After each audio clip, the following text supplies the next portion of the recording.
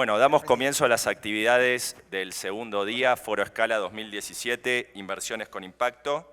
Vamos a continuar hoy con los módulos de capacitación. Damos la bienvenida a Juan Pablo Dávila, que ayer estuvo hablando de evaluación de empresas en etapas tempranas y hoy nos va a contar un poco acerca de cómo poder administrar todo el tema de riesgo. Así que, bueno, bienvenido nuevamente, Juan Pablo, acá con nosotros. Gracias. Y bueno, y ya sos de la casa, así que en toda confianza arranca. Bueno, muchas gracias.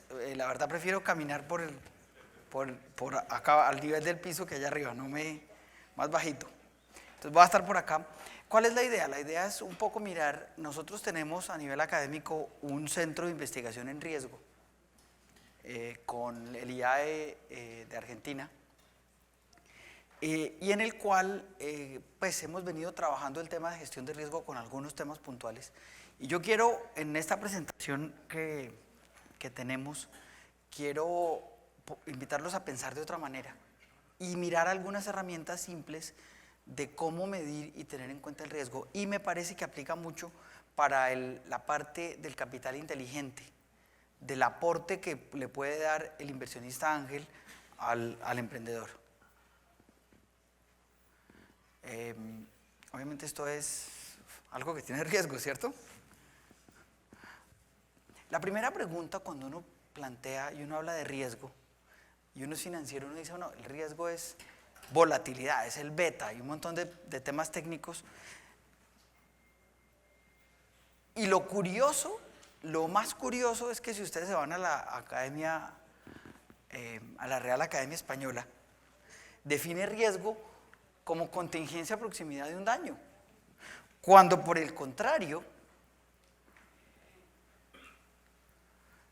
digamos, pues estadísticamente uno habla de varianzas, habla de un desvío, pero en el fondo el riesgo tiene dos partes importantes porque si no, no existiría la teoría financiera. No solo es la contingencia de la pérdida, sino también del resultado, de un resultado positivo, y por eso planteamos que puede ser mejor o puede ser peor, y es más cercano a esa definición estadística, y es, en el fondo, uno podría decir que riesgo es que lo que yo espero que pase, no pase.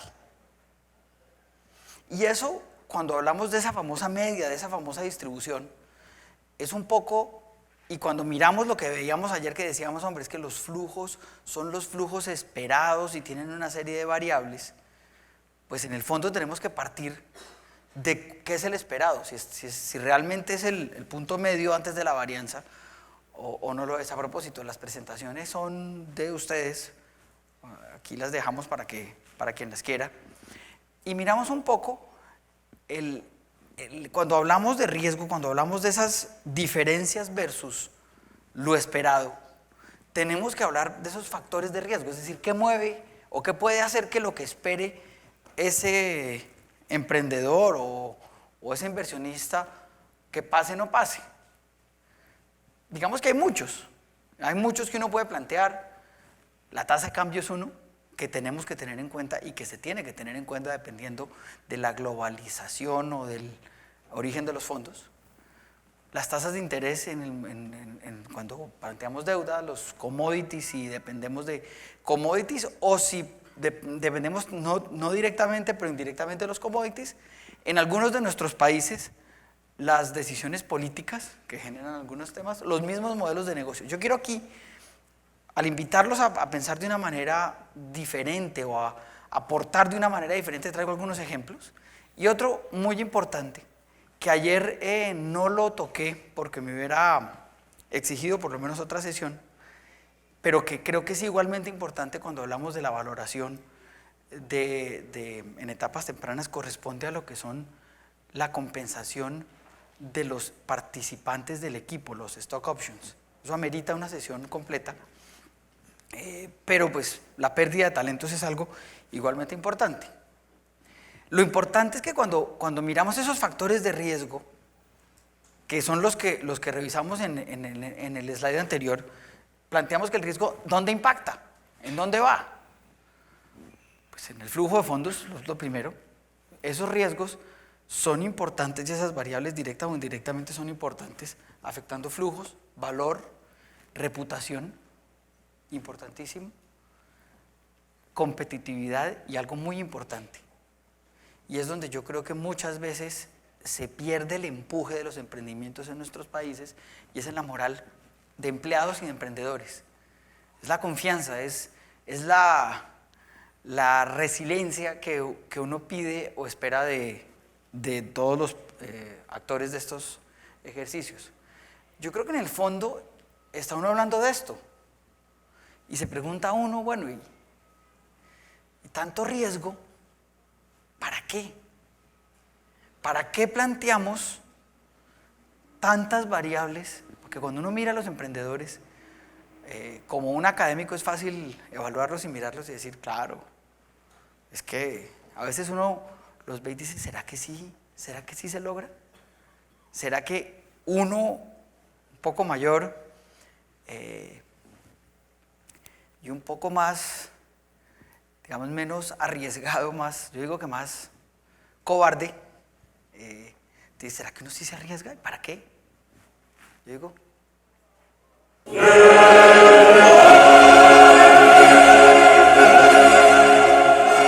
que buscar algo que valga la pena, ¿o no? Toda esa lucha, todo eso, y hay veces en que dice uno, sí tengo eso, lo tengo claro. Igualmente yo creo que el riesgo es parte de la vida, ¿no? Si uno no tiene riesgo, no saldría de su casa. Aquí hay temas bien importantes, y yo esto lo planteo como algo cultural, y cultural mucho más en nuestro entorno, y es uno estar en su zona de confort. Es la zona de confort que amerita, pues uno se acostumbra. Y realmente uno tiene que buscar, como decía ayer Susana, where the magic happens. Uno tiene que buscar moverse para allá. Yo digo que sin riesgo no hay beneficio, no hay resultado. Y ayer cuando hablábamos de la probabilidad de ese flujo exitoso, es a lo que hay que jugarle. Obviamente, de una manera, perdón, aquí me aceleré un poco. Aquí queda, quería mostrar algo. Yo digo que, y este es el tema importante de los inversionistas, y es, yo creo que nadie invertiría en una empresa que da la tasa libre de riesgo si nos metemos en la parte técnica. Porque si no, pues invertamos en libre de riesgo. Y ahí es donde viene la sensatez de poder decir, bueno, yo qué riesgo le veo, cuánto estoy dispuesto a castigar y a jugármela para poder llegar allá. Sin riesgo, pues no hay empresas, no hay emprendimientos, no hay nada. Y es parte como lo miraremos un poco más adelante, yo creo que el valor agregado importante del capital inteligente, la parte inteligente del capital está en apoyar en gestión de riesgo a los emprendedores. Y yo creo que lo importante, y ahí es donde lo planteo, es una entidad, las empresas son empresas que generan valor en la medida en la cual sepan gestionar el riesgo. Inclusive yo hablaba con un egresado de uno de nuestros programas sobre el MBA que hizo en el INEAL de hace algunos años, ¿para qué le sirvió? Fueron 2 años de ardua lucha y de mucho trabajo. Me decía, en el fondo, toda la formación y capacitación, lo que se trabaja académicamente, lo que busca es a que el directivo desarrolle su capacidad de asumir riesgos. Y es donde yo creo que viene como les decía, la parte inteligente del capital. ¿Y qué busca eso? Y es donde yo quiero invitarlos a pensar, es que uno gane cuando la distribución está a favor, pero busque controlar y minimizar el impacto cuando la distribución o la varianza sobre el promedio está peor. Obviamente eso tiene un costo y es parte de lo que podemos mirar, y digamos que lo primero, lo que yo digo es, esta persona que está acá, que es el emprendedor, no mira esto. Y es donde podríamos ayudarlo. No mira todos los riesgos que puede tener en el desarrollo de su idea. Y aquí, digamos que cuando uno va a hacer un mapa de riesgo, que es lo primero que yo invitaría a aportar, es, oye, ven y planteamos cuáles son todos los posibles riesgos, es decir, absolutamente todo. Y yo les pongo 4 apellidos: estratégicos, operativos, financieros y políticos. En los estratégicos, que son los que quiero mirar un poco hoy, preferencias de los consumidores. Y quiero mostrarles algunos ejemplos. Tecnologías disruptivas, que es parte de lo nuevo que inclusive viene ahora.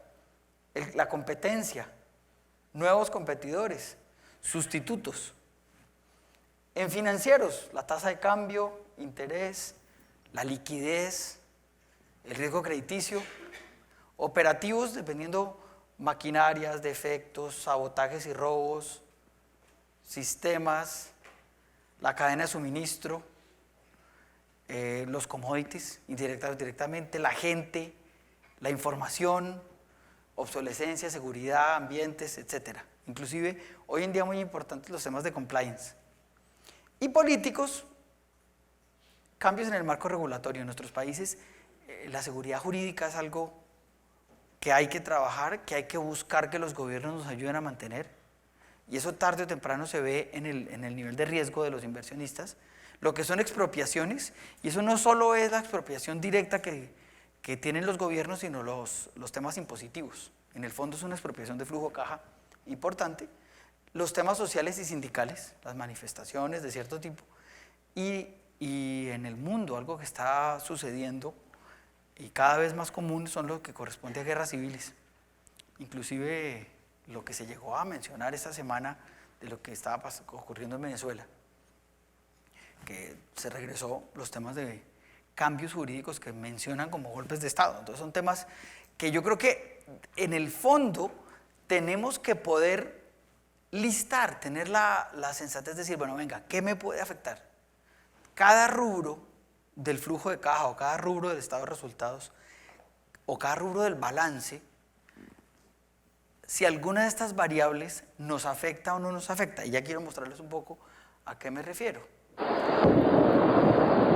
digo que, por ejemplo, en la parte estratégica, que es donde vienen muchas de las ideas de la gestión de riesgo que quiero plantear hoy, los cambios de hábitos en los consumidores. Ayer hablaba en el foro, en la panel del final, se hablaba de los millennials.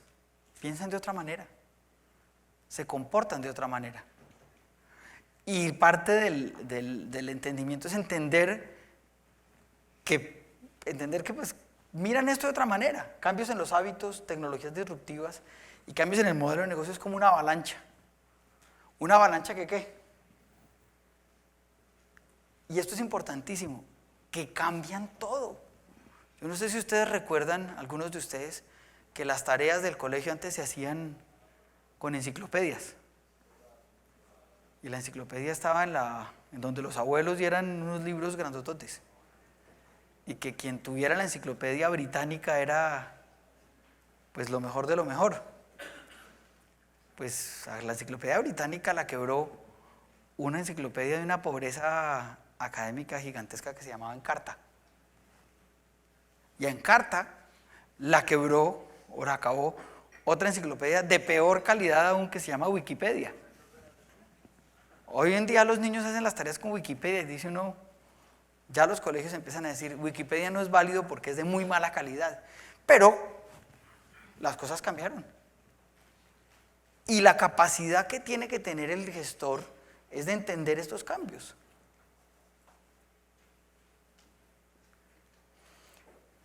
¿Y por qué? Porque yo creo que a pesar de todo lo anterior, si uno está esperando y uno entiende y uno tiene la capacidad de gestionar el riesgo desde un principio, con una mente abierta, quien espera ese riesgo se puede aprovechar de él. Y es mucho de lo que los quiero invitar hoy. Ahorita vamos a hacer un pequeño ejercicio. yo cuando hablo de estos riesgos estratégicos, cuando hablo de esta forma diferente de ver las cosas, principalmente que planteo algunos de estos, inclusive ayer ustedes oían diferentes temas sobre, por ejemplo, la comunicación hoy en día. Cuando ahora Marcelo hablaba de streaming con Twitter y con Facebook, empezó a ver las cosas de una manera diferente. Para ustedes, los que sean hinchas del fútbol americano o del béisbol norteamericano, ya los partidos los pasan por Twitter. Eso cambia la manera de hacer negocios de las cadenas de televisión de una manera importantísima. La manufactura, lo vamos a mirar un poco más adelante, con las impresoras de 3D. Eso cambia una serie de temas, nuevos materiales, la capacidad que tiene el vidrio de transmitir comunicaciones. Hoy en día ayer Susana hablaba de energía limpia y de energía renovable en comunidades, lo que corresponde a Big Data y al Internet de las cosas, y los cambios demográficos importantes, donde, por ejemplo, ustedes lo pueden bajar en la computadora si bajan la parte gratis. La parte gratis se llama Gapminder, viene como con 2 años de retraso, pero les permite mirar los comportamientos y uno puede jugar con diferentes variables para mirar cambios demográficos importantes. Por ejemplo, temas de salud, que tienen unas oportunidades de negocio importantes, temas de ambientales. Curiosamente, esto lo pongo porque para el mundo desarrollado ya por fin estamos logrando cambiar que Latinoamérica y África no son un país, son un conjunto de países bastante diferentes. Temas de mortalidad, temas de cómo esto cambia, donde uno puede ver, por ejemplo, la población no crece igual. Ustedes miran los temas de negocio. En 40 años la población de Japón va a estar en menos de la mitad, porque no se reproducen los japoneses y es un país bastante viejo. Eso tiene una serie de impactos. Los niños cada vez se mueren menos y se deberían morir muchos menos. La gente se vuelve mayor. Eso implica flujos de caja que se mueven de un lugar a otro, temas de salud, oportunidades. La gente se mueve a las ciudades, la contaminación termina siendo un tema importante, la falta de espacio, la generación de empleo, todos los temas sociales que tienen que ver con esto. Las generaciones Y, las generaciones X, los millennials, todo eso, son temas que no miramos y que pueden ajustar y cambiar la manera como tenemos y planteamos nuestros negocios. Bien sea que el emprendimiento que tenemos o que se tiene es un emprendimiento que tiene que ver con estas variables, o bien sea que algunas de estas variables impactan el resultado de este emprendimiento. Lo que corresponde, por ejemplo, al Internet de las cosas y a la información. Antes la información y los datos se perdían, no se tenían. Hoy en día los niveles la capacidad electrónica de computación te permite, ahí me faltó una L, dice Cloud Storage, Processing, geolocalización, todo lo que corresponde a wearables, tecnologías, utilización de datos. Ahí hay una serie de oportunidades de negocio de un tamaño y de mejorar las cosas para la sociedad en unas proporciones inmensas que la mayoría de nosotros no entendemos, que las nuevas generaciones entienden de una mejor manera y que puede afectar los negocios. Temas, como les decía, las impresoras de 3D. Inclusive ya hay impresoras de 3D para imprimir casas, donde cambia la manera de darle oportunidades y de vida a otras personas. Los temas de robótica, los famosos que no funcionaron anteojos de Google. No sé si ustedes han visto funcionar a los Teslas conduciéndose solos. Y es otra cosa, la energía solar, el grafeno, un montón de cosas nuevas, cómo funciona el famoso Waze, que cambia la manera de pensar en el tráfico. Nosotros Estuvimos el año pasado con un grupo de estudiantes en el laboratorio de innovación de MIT, y ya tienen en MIT el que le pongan en el Massachusetts Institute of Technology, que le llamen instituto a un grupo de académicos, ya le da una importancia, lo llaman Instituto de Innovación, con 3 focos: energía, movilidad y salud. Y basado en la tecnología de Waze, están buscando plantear cómo se mueven, por ejemplo, las enfermedades. Hace 100 años hubo lo que se llama la gripa española. Muchos de nosotros no conocemos de la historia de la gripa española, pero se murieron en el mundo 20 millones de personas. Algo así como la gripa aviar o el H1N1. Y se murieron 20 y se han podido morir muchas más, porque la movilidad no era como la movilidad de hoy en día. El tema, inclusive los señores de MIT hablaban de que hay capacidad energética en el mundo para 2 veces la demanda, pero que no la podemos optimizar ni manejar, igual que la movilidad en la infraestructura de carreteras en Estados Unidos. Y son temas que llevan a pensar de otra manera y a aprovechar ese conocimiento de otra manera. Y aquí quería traerles y plantearles, cuando uno no acompaña empresas que tienen cierto tipo de culturas y de resultados y de formas de trabajar, se quiebran. Todas estas se murieron.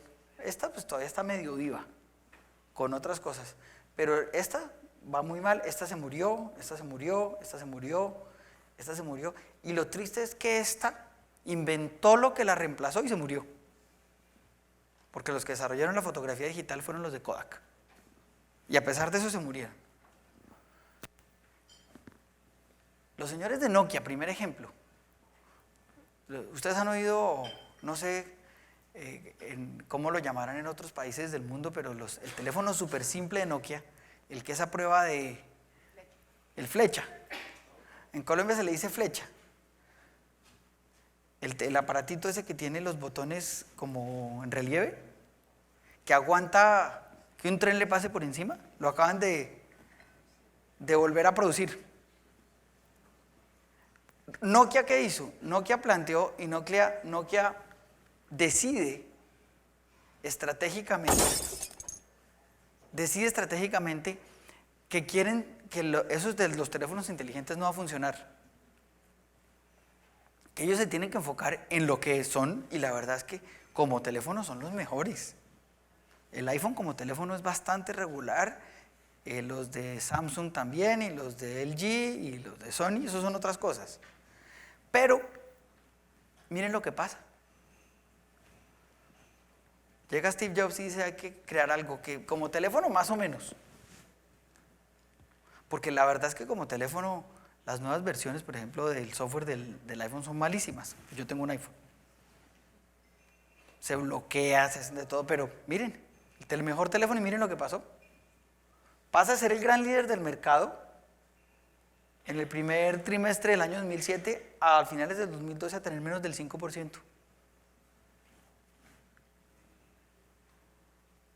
Se junta con Microsoft y nada.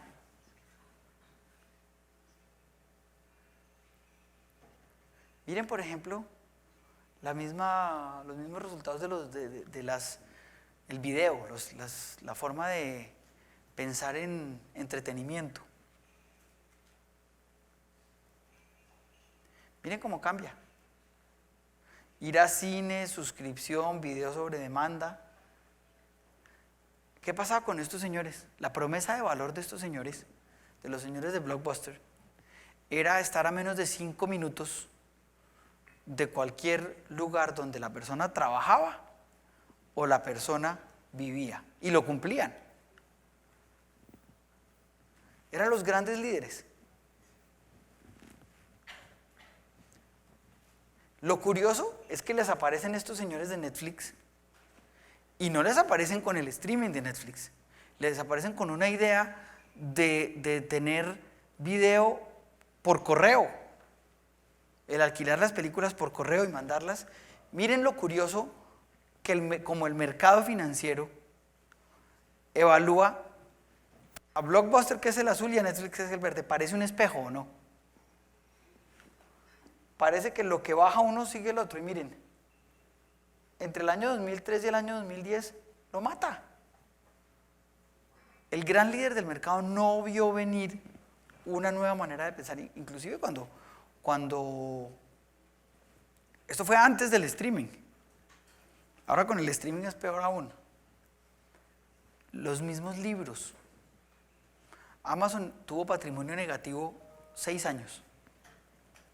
En la ley de los países nuestros latinoamericanos, cuando uno tiene patrimonio negativo está en causal de liquidación.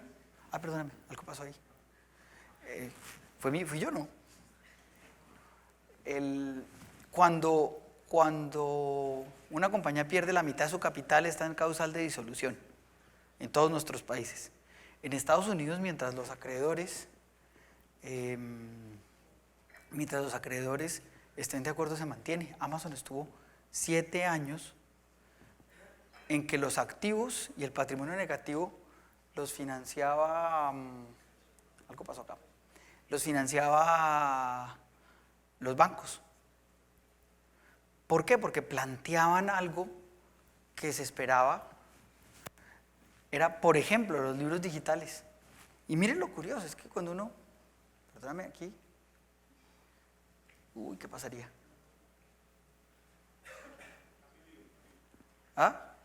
Cambio de tecnología. ¿Se congeló? Dale. Ok, dame un segundo. Pero si quieren, sigan, no hay problema. El tema que pasó, llega un punto en el cual, no sé si ustedes leen en libros de papel o leen en el Kindle o en el iPad. ¿Tú en qué lees? En Kindle, ¿cierto? ¿Hace cuánto? ¿Y por qué cambiaste el pasar las hojitas?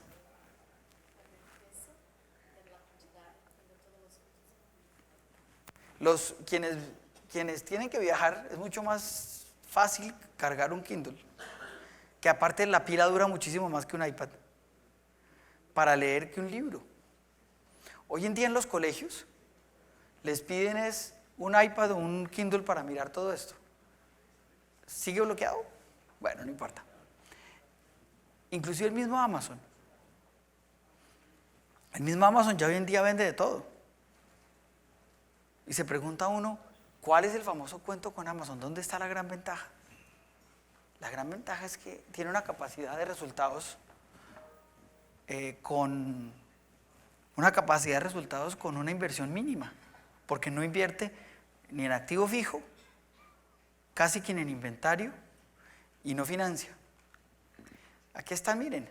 ¿Qué pasa? Estos señores se quiebran, Books A Million se quiebra, y lanza una cosa que se llama el Nook, que es un lector parecido al Kindle, y ya cambia, y hoy en día la mayoría de los libros van por acá. Y nos pone a pensar de otra manera. Y miren lo que pasa igualmente. Amazon empieza a subir y ya después del 2005-2007 empieza a volar. Y miren lo que pasa con las otras. Miren lo que pasa con Borders. Es realmente algo que cambia la forma de pensar y cambia la manera de mirar los negocios. Igualmente, empieza uno a mirar el negocio, por ejemplo, de noticias. Los periódicos que no migran a un entorno digital, pues empiezan a tener problemas. Y la manera de hacer publicidad cambia, la manera de generar ingresos en este sector es diferente. Espérate a ver, ahí está. Kodak desarrolla la fotografía digital y dice, la desarrollo, pero eso no sirve. ¿Cómo para qué? ¿No sirve? Kodak era el gran líder de mercado, era de los grandes monopolios conceptuales que habían. Y no solo no entran, sino que se ponen a jugar. Espérate a ver. Se ponen a jugar con derivados. Su problema era financiero, no era estratégico. Y ya les muestro un poquitico qué pasa acá. Se quiebra. Espérenme aquí, por acá. literalmente. Y con esto los invito a que el valor agregado que tienen los emprendedores de hoy en día es ver las maneras de una manera diferente. Y el valor que tiene el inversionista con experiencia es poder aprender de este tipo de cosas y que realmente se junten y creen un equipo importante. Entendiendo que, por ejemplo, hay otro tipo de riesgos, los riesgos políticos. Espérate, a ver, algo me pasa, ya aquí está. O los riesgos operativos, por ejemplo. No sé si ustedes alguna vez oyeron de un señor, Ignacio López de Arreortúa. Tú de pronto sí lo viste, ¿cierto? Un español. ¿Nunca oyeron de Super López? Superman me imagino que sí, y el Super Ratón también, pero Super López nunca. Este señor, el primer extranjero, y único extranjero, que logra subirse a la presidencia de General Motors, una de las compañías más americanas de todas. Un ingeniero industrial que cambió la manera de hacer negocios, logró que General Motors fuera eficiente y en el año 92 lo nombran presidente. Pero los señores de General Motors no lo cuidan y se va a Volkswagen y se lleva a su gente. En ese momento empieza una caída impresionante de parte de los señores de General Motors que no se recuperaron. En la crisis del 2008 los tuvieron que ir a salvar.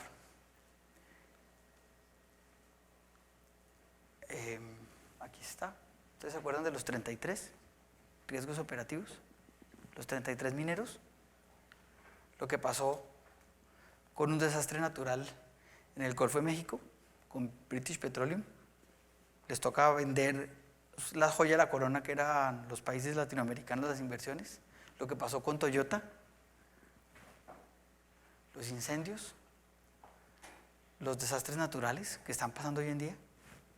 En Perú y en Colombia estamos con unos temas de inundaciones complicados. Lo que hace que cambien, por ejemplo, el precio del trigo. O otro ejemplo todavía más grande aún, que es la economía de los países o la generación de ingresos digamos, en una parte importante de Brasil, pero más que todo de Paraguay, de Uruguay y de Argentina, que es lo que aquí en el norte llamamos la soya y lo que allá llaman la soja. La volatilidad del precio va a cambiar, entre otras cosas. Uno dice, no, pero es que si yo no tengo que ver con la soya no pasa nada, no. Pero es que esto genera consumo, esto genera impuestos, esto genera riqueza y me puede afectar mi negocio. Miren, por ejemplo, otro ejemplo puntual en otro país de los nuestros. En otro país de los nuestros es el cobre. Cuando pasa el terremoto de Chile, con el terremoto de Chile, Chile no pide ayuda y cuando lo van a ayudar dice, no, tranquilos, no necesito ayuda económica para salir adelante. ¿Qué pasó? Es un país que toma, perdón, me adelanté, aquí está, es un país que toma este precio y guarda. ¿Afecta a la economía chilena? ¿Afecta al consumidor chileno? ¿Afecta al gestor chileno? Claro que sí. Para ponerles otro ejemplo, aquí está, espérate, es pesada ayer me estaba, aquí está, perdóname. Ya. Están los riesgos políticos, como otro tema, que yo digo que son la madre de todos los riesgos en nuestros países. Cambios en el marco regulatorio, ahí estaba nuestro comandante hace algunos años, cuando hablaba de que se expropiara, los temas de regulación, la corrupción estatal. Esa es la gran lucha y el gran problema actual. Las guerras. Algo peor aún, la corrupción privada. Son temas que tenemos que tener en cuenta y que pueden afectar de una u otra manera un negocio, guerras civiles, el terrorismo. Yo quiero acá mirar dos temas, obviamente los riesgos financieros. Voy a pasar rápido porque me queda poco tiempo. Esto tiene mucho que ver con la manera, por ejemplo, de registrar. Y esto es importante, miren. Esto fue algo que pasó en el año 2011 con Roche. Miren lo que dice acá. Las ventas se caen el 15%. ¿Por qué? Por un cambio de tasa de cambio. Curiosamente, era el año en que mejor le había ido en Estados Unidos, pero con la cambio de la tasa de cambio reporta caída en ventas. Y esto afecta.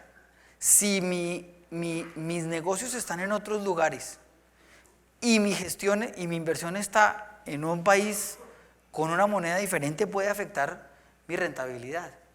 Otro tema importante es, y ya me quiero meter un poco en lo que invito a plantear y a mirar, es lo que yo llamo risk management, que es identificarlos, mirar todos esos apellidos y listarlos, evaluarlos y medirlos, cuál es el impacto que tienen, qué herramientas hay y cuáles, y ahí es donde viene el valor agregado importante, cuáles cubro, cuáles asumo y cuáles transfiero y a qué costo. This is an Yo quiero awareness que test. piensen esto, no sé si lo habrán visto. How many passes does the team in white make?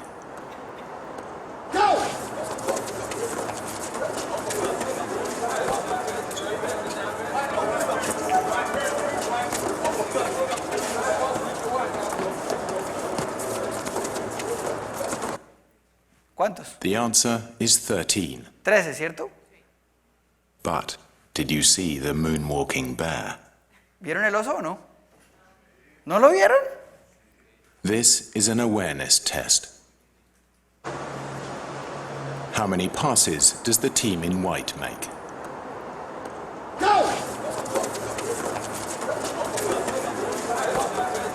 Mírenlo, ¿sí lo ven acá? El oso. Con esto los invito a que miremos de otra manera, pensemos de otra manera. Nos quedamos The mirando, answer is nos quedamos con la base. Cuando los identificamos, y esto es una matriz de riesgo simple que los invito, ya que hay dos temitas más que quiero plantearles, y es, cuando los logramos identificar, parte del papel que tenemos que hacer es poderlos poner en una matriz de impacto y de frecuencia o probabilidad. Y eso se hace en conjunto, o se debe hacer en conjunto con el emprendedor. ¿Dónde están ubicados en cuanto al impacto que pueden tener en los resultados? ¿Y con qué frecuencia? Y nos invita a que lo que tiene alto impacto y alta frecuencia hagamos algo. Lo que tiene bajo y baja frecuencia realmente es lo que asumimos. Aquí hacemos algo. La gran pregunta es, los que tienen alto impacto y baja frecuencia, probabilidad y viceversa, ¿qué hacemos? Pero lo que no nos puede pasar es que nos tengamos problemas y no sepamos por qué. Y eso es un problema que no le puede pasar, no nos puede pasar ni como emprendedores ni como inversores. En el fondo lo que yo quiero es que busquemos conocer las variables que nos afectan, cómo se mueven esas variables y cómo nos afectan, y tratar de plantear cómo se van a comportar en el futuro, con sentido común. ¿Las conocemos?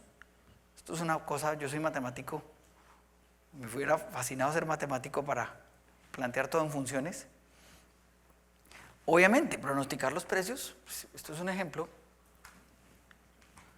Hace 10 años, del precio del petróleo, este señor decía que iba a estar entre 200 y 500, algo se fumó. Este señor 225, tampoco le dio. Este señor 130 y 140 no le dio. El único que le dio era Lehman Brothers, que se quebró. Obviamente este señor 70-80 más o menos es del Citi. ¿Por qué? ¿Por qué no le dieron? Porque entre otras cosas viene todos los temas de esquisto y ese tipo de cosas que cambian, las tecnologías cambian la manera de encontrar esto. Lo mismo pues con los mercados de la soya, un poco el precio, de cómo la especulación puede hacer que eso pase. Y aquí no sé si ustedes habrán leído este libro, el de los cisnes negros, donde habla y dice que los cisnes negros tienen 3 atributos: impredecibles, consecuencias y que uno siempre mira para atrás y los explica.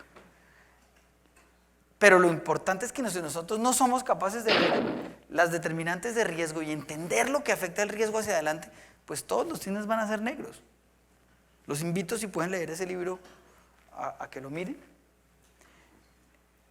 Y cuando me quiero meter ya un poco en el flujo, ya para ir terminando, en el fondo, lo que tenemos que hacer, y en esto relaciono lo que hablábamos ayer del porcentaje de bateo o el porcentaje de probabilidad sobre el flujo que debemos tener o que debía tener el inversionista ángel, es que cuando se plantea el flujo de caja, el business plan del emprendedor, se plantea el flujo de caja operativo esperado. Lo del futuro, el ingreso generalmente se espera, es incierto. Obviamente habrá oportunidades estratégicas, cambios de hábitos, commodities, etc. Una serie de variables que hacen que se mueva dentro de un rango. Siempre el del business plan es este, o debe ser este, pero puede tener un valor alto o puede tener un valor bajo. Lo grave está, y el riesgo está, la realidad del riesgo está en esta línea roja, que es lo que llama el flujo de fondos comprometido, que es lo que es seguro, que tiene mucho que ver con los gastos fijos, si hay deudas, la parte de endeudamiento, y lo que corresponde a inversiones. ¿Por qué digo que esto es riesgo? El riesgo de verdad, ¿dónde está? Está cuando, si por alguna razón, en la volatilidad que tiene el flujo operativo, mi ingreso está por acá abajo, pero tengo un compromiso superior, y esto se llama área de default. ¿Y yo qué tengo que hacer? O bajo el prometido, o minimizo a través de decisiones la volatilidad, que fue lo que acabo de hacer. ¿Qué es esto? Miren, aquí está el área de default. ¿Por qué? Porque donde me llegue a ser, como digo yo, tan de malas, que se dé esto por X o Y razón, es donde el flujo de caja futuro nunca se va a lograr. Y tenemos es que buscar gestionarlo. Gestionarlo es tomar decisiones de qué asumir, qué no asumir y dónde puede estar esto. Porque donde se dé esto, la salida de la que hablábamos ayer con el Venture Capital Method no se da. Es decir, es poder llegar a esto y tomar esto. Es cómo mitigo riesgos con decisiones gerenciales. Cómo o disminuyo el impacto o disminuyo la frecuencia. Y cómo tomo decisiones que me permitan pensar de una manera diferente. ¿Quién no va a asumir? Ellos asumieron el riesgo de calidad de sus productos. En el fondo, yo creo que ya para terminar, el riesgo tiene que estar limitado a no quebrarse, ¿no? A la posibilidad de no sobrevivir en el intento.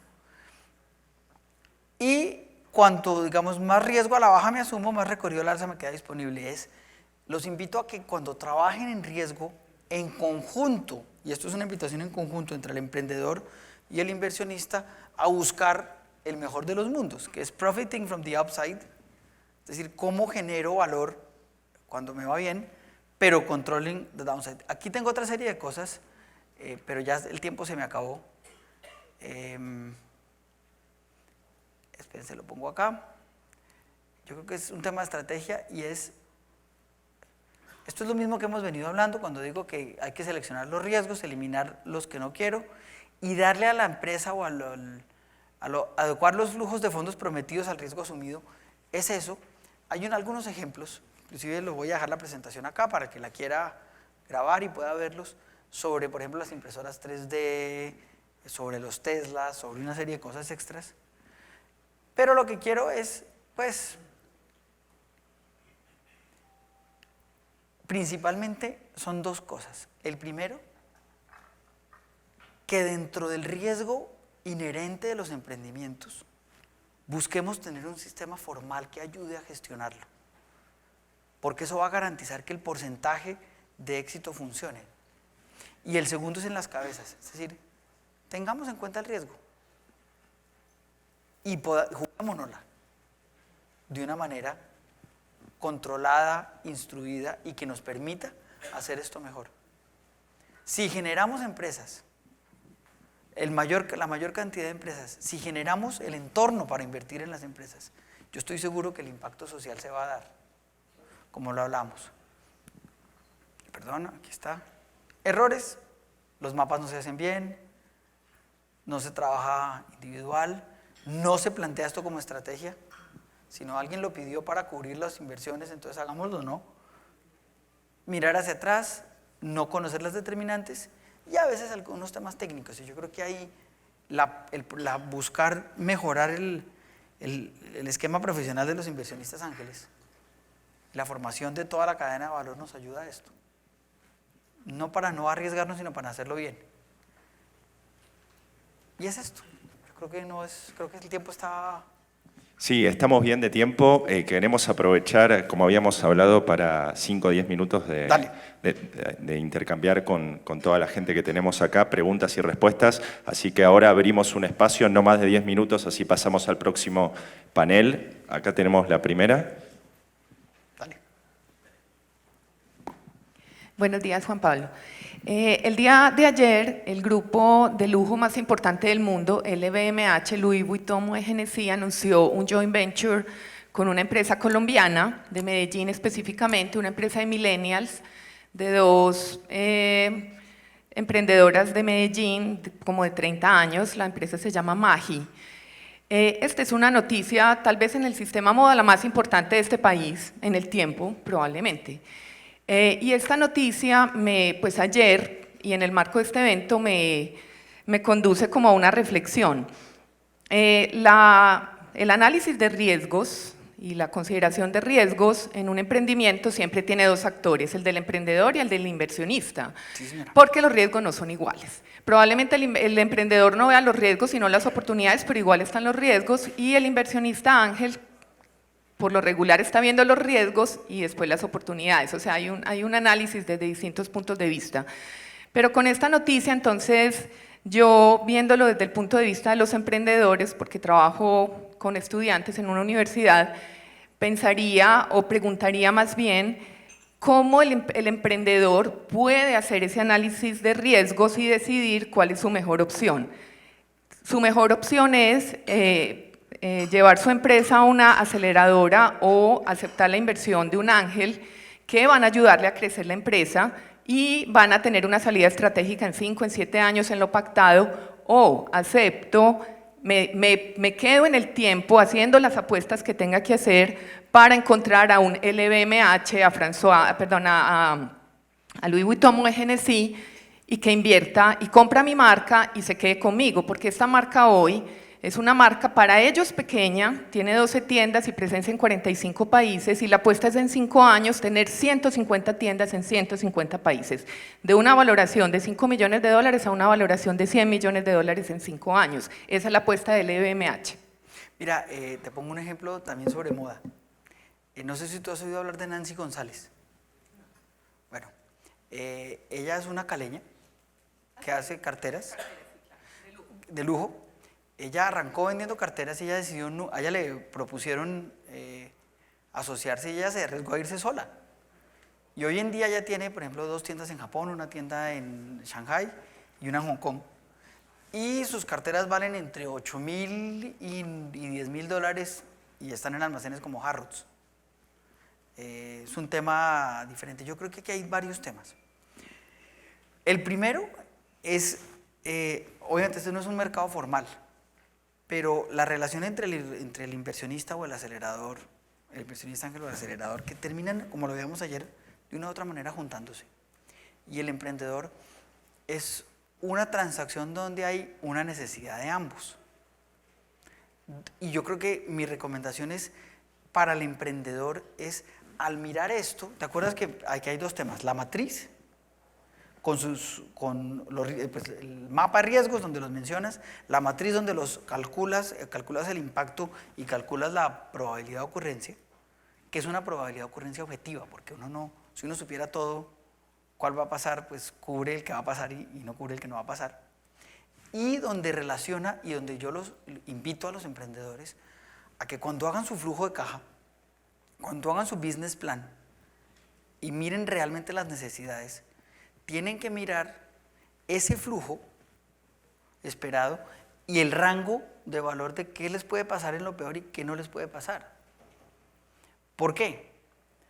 Porque yo creo que el valor agregado importante, el del capital inteligente, está uno, en permitirles sobreaguar, y es la parte del capital, sobreaguar ese potential default que aparecía acá, y por eso los invito a que sigan esta técnica. Pero el segundo es porque a través de otros ojos pueden mirar cómo minimizan ese rango de posibilidades. Y ahí es donde yo creo que realmente se juntan. Pero yo creo que esto tiene que partir, y por eso es que no todos los emprendedores son para todos los inversionistas, ni todos los inversionistas son para todos los emprendedores. Porque lo que tiene que buscar, una vez haga ese ejercicio el emprendedor, es el inversionista con el que haga match, que realmente le cree valor. Por eso es que se habla de capital inteligente. Yo creo que el papel nuestro, a mí me pasa lo mismo, en el INALDE, el grado, por ejemplo, el proyecto de grado de la gente que hace el MBA, es un proyecto de emprendimiento. Yo creo que ahí es donde viene, es decir, liquidez inteligente es la que es más valiosa, por decirlo así, la que aporta eso. Y yo creo que el papel nuestro es ayudar a guiar a los emprendedores a poder hacer ese match. Primero, hacer sus números para que sean atractivos. Pero lo segundo es ayudar a poder entender dónde es que está mi gestión, dónde es que puedo yo disminuir eso o bajar mi flujo de caja prometido, y dónde puedo plantear ese apoyo real. Este tipo de oportunidades y de cosas lo que muestra es que si los emprendimientos se hacen metódicamente, arriesgándose, porque es que uno tiene que ser arriesgado para poderlos hacer y tiene que tener ideas que cambien la forma de hacer las cosas. Pero si uno lo hace, no va más allá de hacerlo bien desde el punto de vista de la idea, es poderlo controlar bien, sabiendo que es incierto. Y mi invitación es a que cuando hagan esto, busquen el match que les ayude a hacer eso, porque si no, no va a ser atractivo para ninguno de los dos. Es decir, ellas han podido seguir estilo Nancy González o decir, hombre, yo me la juego a más corto plazo con mayor creación de valor. Y que viene una pregunta todavía más importante, y es, cuando lleguen a esos 10 años, ¿ellas mismas se querrán salir o se querrán quedar? Nancy, por ejemplo, se quiere quedar, ella quiere seguir con su marca, ella podría vendérselo a Louis Vuitton. Pero es un tema más de la visión, porque acuérdate que el emprendedor con su idea también es inversionista. Entonces él también tiene que definir en qué momento quiere salir, si quiere salir. ¿Ok? No sé si con eso te contesté. ¿Qué otras preguntas? Tenemos espacio para una pregunta adicional, así que si del público tenemos una más, allá por favor.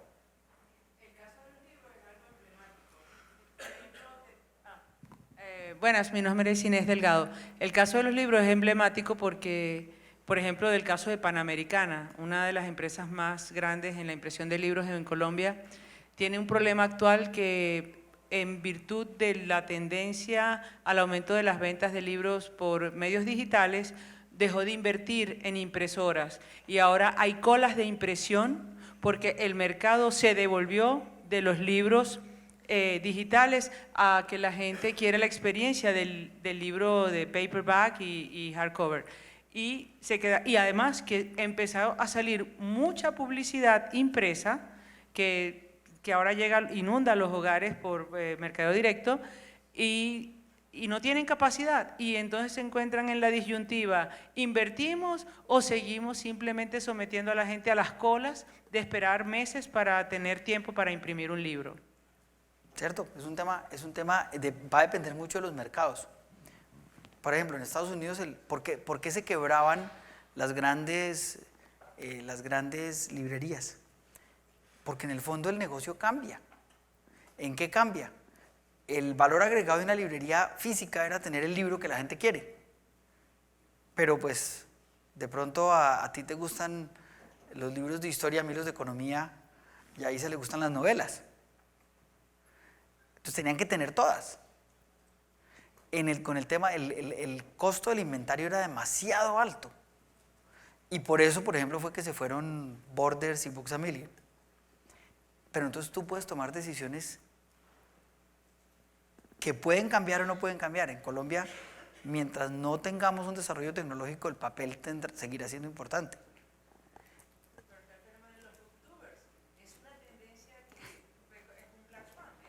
Sí, nadie lo vio venir. Entonces, el riesgo, lo lindo del riesgo es que pasa. Uno no puede, ¿quién iba a pensar, por ejemplo, que iba a haber un tsunami en el Océano Índico? Yo no sé si te acuerdas cuando cayó el primer avión contra las Torres Gemelas, que uno después ve el segundo avión y dice, la repetición, lo están repitiendo. No, es que es otro avión. Entonces uno dice que un avión se estrelle, listo, probabilidad muy baja. Que 2 aviones se estrellen, pues peor aún. Temas que uno no espera, pero que uno debería, idealmente es muy fácil plantearlo y por eso es un cisne negro, poder explicar por qué no se me ocurrió que iba a ser así. Pero uno sí tiene que tener la flexibilidad. Y si hay algo interesante que tienen las nuevas generaciones es que piensan de una manera diferente y tienen la flexibilidad de hacerlo. Yo creo que el mix entre el inversionista que tiene por su experiencia o por su madurez más historia, más información guardada, más de esto, y digamos que el ADN de arriesgarse que tiene el emprendedor, yo creo que si uno los logra mezclar de una manera, esos conocimientos y esas actitudes, de una manera metódica, el potencial es gigante.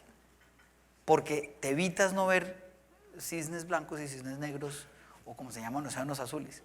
Y metódicamente uno tiene que gestionarlo. Pasamos rápido a la última pregunta acá y ya continuamos con el resto de las actividades del foro. Buenos días, Juan Pablo, buenos días. Mi nombre es Mauricio Londoño, Bachelor & Company, Colombia. Solo para comentar un poco a lo que hablaba sobre los elementos disruptivos, yo creo que en el caso de la impresión hay un caso muy parecido en Londres, que es el de Metro Bank. Todos los bancos se están convirtiendo digitales, por decir algo. Sin embargo, Metro Bank es todo lo contrario. El primer banco en 150 años, se abrió hace como 3 años. Es el banco de mayor crecimiento del 70% anual en crecimiento de sus depósitos. Y es todo lo contrario, se volvió al tema básico, es a cómo atiende a ciertos segmentos del mercado. Y es para decir que no necesariamente el cambio disruptivo cambió todo, lo que más bien es a qué cliente es el que quiero trabajar. ¿Sí? Y en ese muy particular, estaba hablando que ese banco que antes masivo, se convirtió solo a atender a los señores adultos, es pet friendly, ustedes imaginen un banco pet friendly, a las personas adultas con crecimientos anuales del 70%. En Londres, en la City, donde es el primer banco en 150 años. Si uno se pregunta, en realidad no es que sea, digamos, el tema no solo es mirar, sino que realmente cuál es el nicho de mercado que a mí me interesa o trabajar, y de pronto sobre eso, si hay crecimiento y si hay oportunidades, pues hay que hacerlo, pero no creo que es ni lo uno ni lo otro, es simplemente el cliente que yo quiero trabajar y sobre ese me quedo, y sobre ese trabajo, y si esa hay oportunidad, bienvenido sea. Eso es por la experiencia y creo que el tema de innovación y de riesgo hay que mirarlo no solo porque la moda cambió, sino también si es mi cliente realmente la necesidad especial que quiere. Simplemente quería comentar eso. Muchas gracias por la intervención. Un aplauso para Juan Pablo. Los que quieran continuar con las preguntas, va a estar en los breaks, va a estar en los almuerzos, así que ahí lo pueden atacar a Juan Pablo con todo lo que les quede pendiente.